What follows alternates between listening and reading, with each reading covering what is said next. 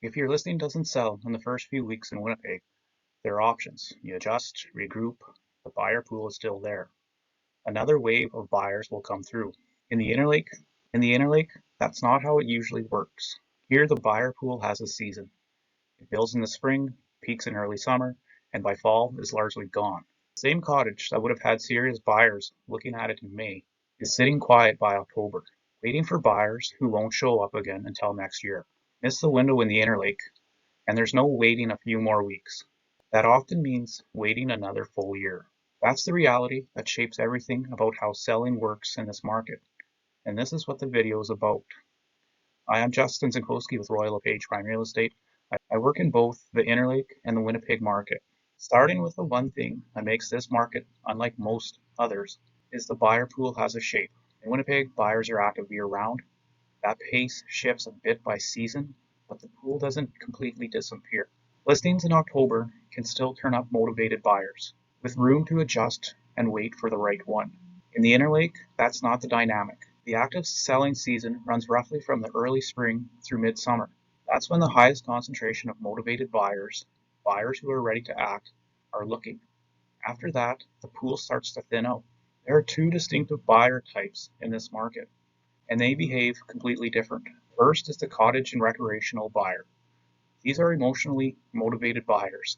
They fell in love with the idea of the lake, the dock, the sunsets, and the way the summers feel. That emotional pull creates urgency in the spring and early summer.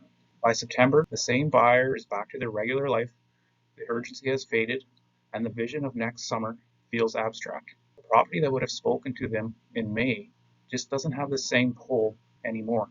The second type is the year-round residential buyer, someone looking for a home in the communities like Gimli. These buyers are making a more practical decision, quieter life, more space, a different pace, and that decision moves on a steadier timeline.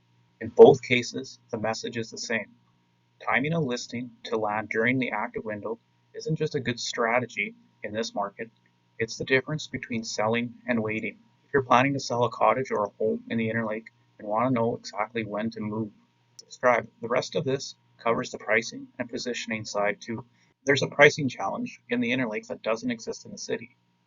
Fewer comparable sales. In Winnipeg, several similar properties have usually sold in the last few months. That's data to work with and room to calibrate. In the Interlake, there are fewer comparable sales, and it might be months old, in a slightly different location, with different lake access, or different lot features. The data is thinner, and that changes how a price gets read. And here's what matters most about that.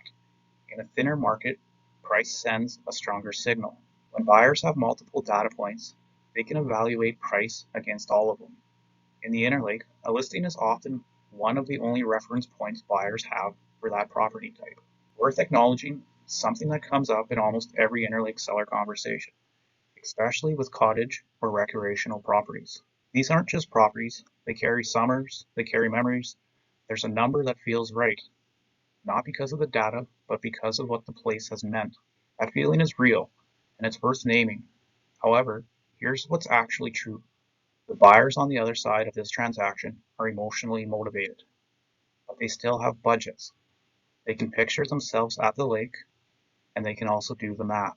The goal isn't to undervalue what's there, it's to price in a way that speaks to the buyers who are actually ready to act during the window that they're actually looking in. Knowing all of this, the seasonal window, the buyer types, the pricing dynamics, is one thing. Using it to position a property well is another. The sellers who do the best in this market share a few things in common. They list during the active window, not after it. That means being ready before the season's peak, the property's prepared, pricing strategy is set, listing live when buyers are actively looking. They price based on what buyers are actually doing, not what the property means to them. That distinction sounds simple, but it's harder in practice when there's real attachment involved. In the description breaks this down further, and they understand what happens if the window closes without a sale. For cottage and recreational properties, especially, a listing that sits past the season doesn't just carry over, it carries a story. Buyers start to wonder what's wrong with it. Every decision made before a listing goes live shapes what buyers experience it when they arrive. In a market with a narrow window and a smaller buyer pool, those decisions carry more weight than they would have in the city. Working with an Interlake seller isn't about applying a city playbook to a different area. It comes from actual knowledge of how this market behaves. If you're thinking about selling a cottage, a lake lot, a home in one of these communities, there's a real conversation worth having before your listing goes live. Just a clear-eyed look at where things stand. There's a guide in the description below, built especially for Interlake sellers. It covers the seasonal window, the 2 buyer types, and how to approach pricing with limited comparable data and a set of questions to work through. If you're planning to sell a cottage or a home in the Interlake and want to avoid missing the season, subscribe. New breakdowns like this go up every week, or check out my next video on pricing.